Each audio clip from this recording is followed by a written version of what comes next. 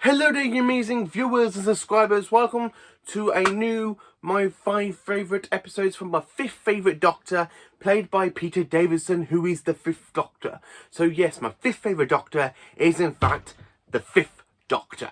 I really enjoy Peter Davison's run. I think he's youthful in his look.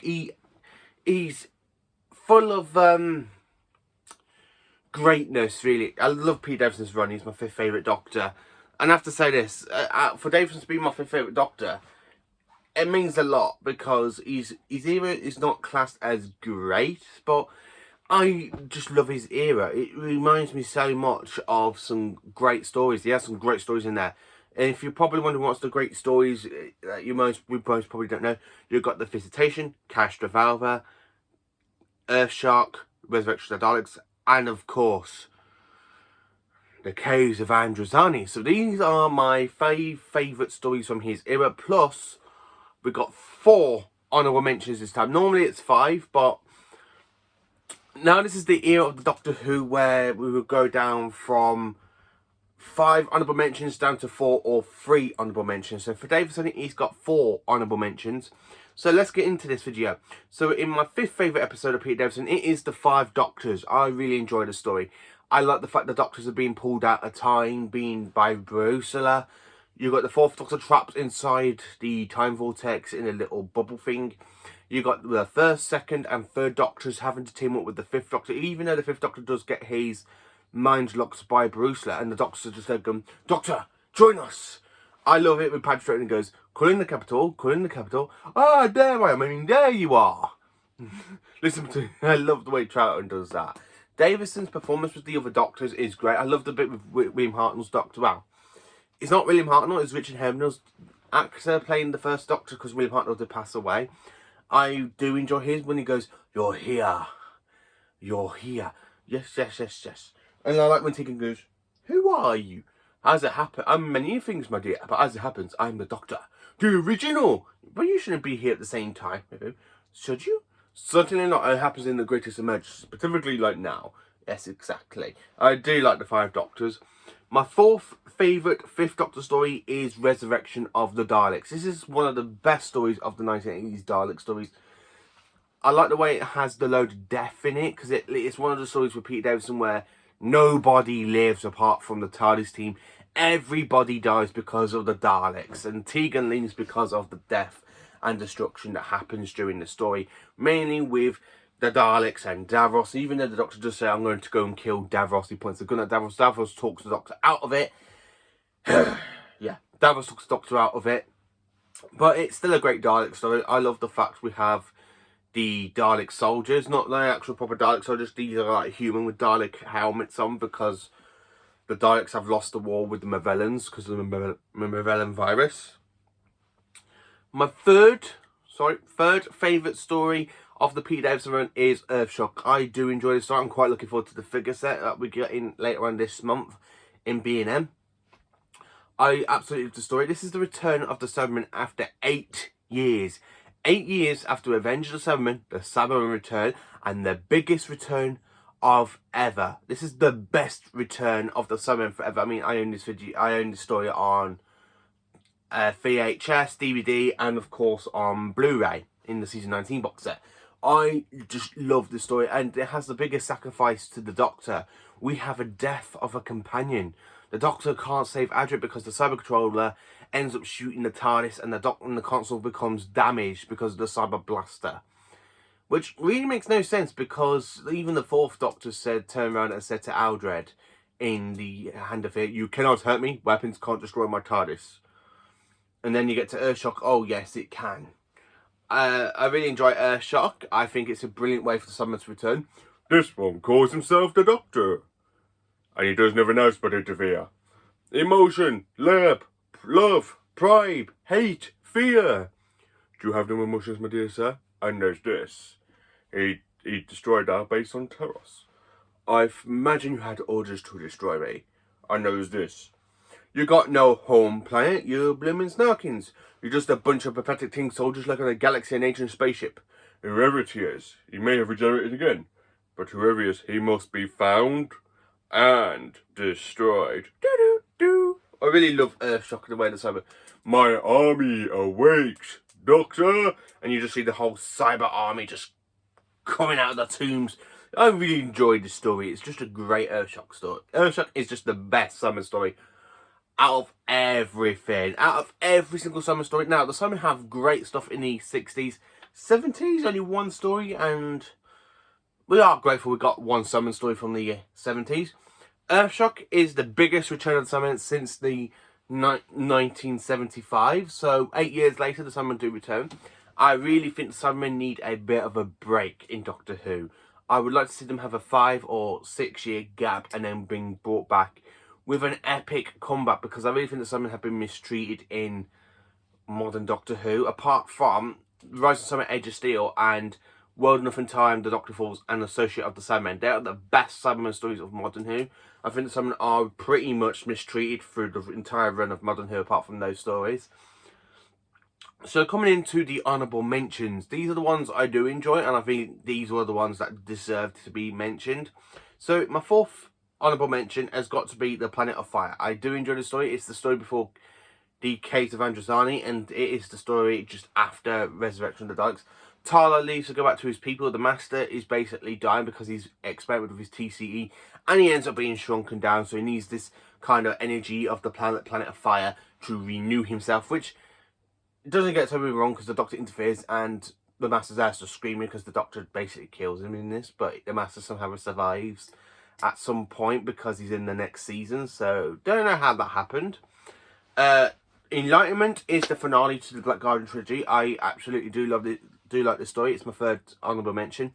I kind of enjoy Enlightenment. I think it's a great way to end the Black Guardian trilogy, especially when you see the Black Guardian end in the flames. But even though the White Guardian says, "You've stopped him from getting his hands on the key's time. You defeated him again, Doctor, but he will be waiting for the third encounter," which we have not seen at all. Bring back the Black Guardian. Let's have the third and final showdown between the Doctor and the Black Guardian, like the White Guardian said in Enlightenment. That's the one thing I want to say. Bring back the Black Guardian so we can have that little battle between the Doctor and the Black Guardian. Second honourable mention, it is more Mouldering Undead. Even though the story was supposed to be written for Ian Chesterton, but Ian Chesterton didn't come back. It is another great story. I do enjoy it. I like the fact they bring the Brigadier into it. I like the fact that there's two Brigadiers. One has the memory and one has no memory. Even though the Doctor just drug his memory, talking, going, maybe it was the Yeti or the Cybermen. And the Brigadier's just there remembering everything that he remembers from his time in unit with the Doctor. And I like the movie goes, "So you've done it again, Doctor." And David's just there going, yeah. I do enjoy that story. And my first honourable mention, I wanted to put this in my top 2, but I couldn't because the next 2 stories I just love a lot more than this story, and it is the Castrovalva. It's the first Peter Davison story. This story is the best Doctor story that we have got so far, apart from the 11th Hour, Deep Breath, and Spearhead from Space, and Power of the Daleks. This is probably to be the 5th favourite post-regeneration story, because Davison is a great Doctor. I love the bits where he does, you see him like trying to act like William Hartnell and something. He goes, "I say, my boy, what would you do if you were me?" Or maybe you should ask, "What would I do if I were me?" I really enjoy Pete Davison when he does that. I really enjoy the story. Castrovalva is great. The Doctor and the Master battle it out, and the Doctor goes, "So that's how you're controlling Castrovalva," because the Master's kidnapped Adric. He's inside this kind of telepathic webbing, and the Master, when it gets destroyed, the Master goes, "My web!" So that's basically my honourable mentions. So my second favourite story of Peter Davison, it is The Visitation. I just love this story. It is a great story, The Visitation. I absolutely love the Tellarites. I really want the Tellarites to return. They have been mentioned in Doctor Who quite a few times in Modern Who with in the Matt Smith run, but we never got to see them return. They had a mention in the Pandorica Opens, and then they were mentioned in Time with the Doctor on the planet Trenzor. But we don't really see them. We just know they were just there because they were mentioned, and because of the book of the Tales of Trenzalore, with the Doctor fighting against the 11th Doctor fighting against Tomorrow, which is something I want to see on screen. I really enjoyed the Visitation. I like the Tellarites; they're a great villain. I like the way it sets up the whole Great Fire of London, that the Doctor was there and he was the one that started it. I really enjoy the story. I really, really do. So my all-time favourite Peter Davison story, it has got to be a dark story for his Doctor. It is The Caves of Androzani. His Doctor basically bows out in a story that would not have happened. Well, to be honest with you, the event still would have happened if the Doctor didn't really interfere. It just ended up with the Doctor getting spectrotoxemia, getting poisoned in his body. He's dying. He has to go and get bat's milk to rescue his companion Perry. He gives Perry the bat's milk, and the spectrotoxemia nearly kills him, but the regeneration takes over, leaving the Sixth Doctor kind of disornamented in the Twin Dilemma and some stories of season 22, mainly around about Attack of the Cybermen. I really enjoy Caves of Androzani. I really think Peter Davison gives a great performance. I love the cliffhanger part 3. That's my favourite cliffhanger of the story. Doctor! Statsy, you've had a good rest. I'm afraid I'm a bit out of target practice at the moment. So like that, unless of course, I'll give you the free. Unless of course I can find the antidote. I owe it to my friend I'm trying to say because I got to arrange this. See, I'm not going to let you stop me now, Doctor, please. I really enjoy the Caves of Androzani. I really think the Fifth Doctor does have a great story here. I like the way he bows out. In between, to be honest with you, out of Classic Who, out of all the stories that we've seen the Doctor regenerate from the first to the Fifth Doctor, I have to say I really enjoy the third and second Doctor stories a lot more, but the Fifth Doctor's is my third favourite regeneration story, I have to say. But if you add Modern Who into that, yeah, I'll have to do a video of that, really, an updated video ranking the regeneration stories, I have to say, because my opinion has changed on quite a few of them. I do enjoy The Case of Androzani. It's my favourite Peter Davison story. It is magnificent. I like the way Davison bows out. I like the way he literally sacrifices himself to save his companion, which is something we didn't really see the Doctor do before. I mean, Hartnell never bowed out to save a companion. Troughton was exiled. Pertwee had to go and face his fear. Tom Baker knew the moment was coming. He knew the moment was coming because he goes, "It's the end. The moment has been prepared for." So Tom knew the moment was coming for him to regenerate. So that's the thing. Davison so far is the only Doctor to bail out while saving a companion. Not even any of the modern Doctors have really saved out, apart from Heckelson. Heckelson bailed out by saving Rose from the Time Vortex. Tennant became a wimp. I don't want to go. Oh, really don't like Tennant. I really don't like The End of Time. It's the worst regeneration story of all time. Really, really worst. Matt Smith got a new regeneration cycle. Peter Capaldi met his first incarnation. So yeah, so far Davison and Heckelson are the two Doctors literally to sacrifice themselves to save a companion. So really, the Doctor saved the companion twice, which is another great thing about the Doctor. Only 2 incarnations have regenerated by saving their companions. What is your 5 favourite Peter Davison stories? Let me know in the comments. Please do like, subscribe and share. And join me tomorrow when I talk about my 6th favourite Doctor, who is played by Mr. Peter Capaldi, aka Doctor number 12. And also there will be a video coming out at some point as well, where I'll be talking about my favourite episodes from modern Doctor Who, from Series 1 to Series 12, because that's going to be coming out because of Series 13.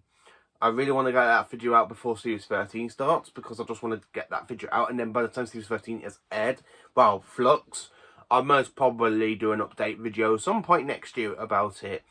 So, anyway, let me know what your favourite Peter Davison stories are. Please do enjoy this video, and remember to like, share, and please try and help me get some more followers and some subscribers.